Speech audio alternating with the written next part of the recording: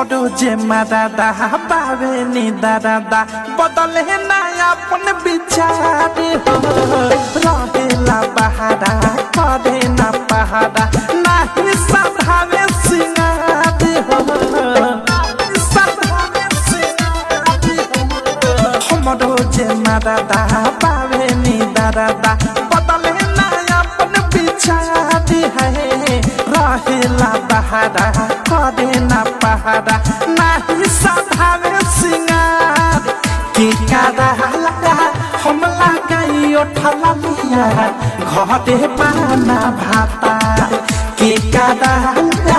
हम लगाई उठला लिया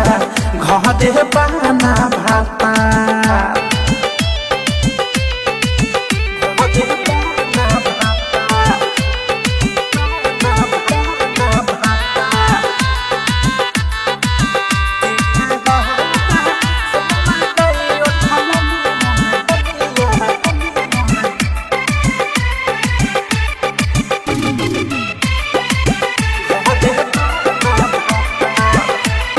दोनों जो बनवा में लागल बाया कि पियावा के जगे तकियावा से दयाबी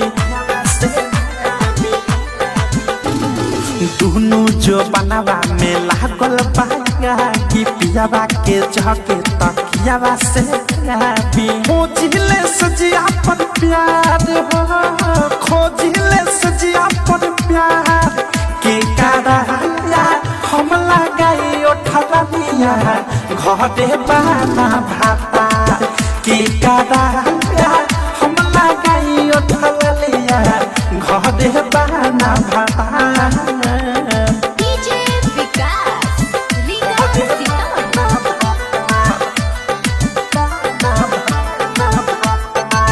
नित्या रिकॉर्डिंग स्टूडियो ननौरा राइटर डाकेश पिया आवे ना रे हमारी जवानी पफरी तरे राइटर डाकेश पिया आवे ना रे हमारी जवानी पफरी तरे अवध से भी छोड़े सुता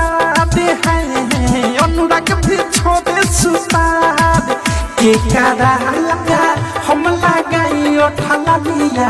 घरे पाना भातार के कादा हम लगाई उठला लिया घरे पाना भातार हमरो जे मदादा बावे नी दादा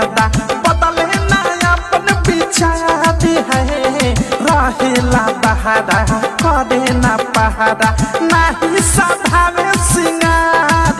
के कादा हम लगाई उठला लिया घरे पाना भाता के कादा हम लगाई उठला लिया घरे पाना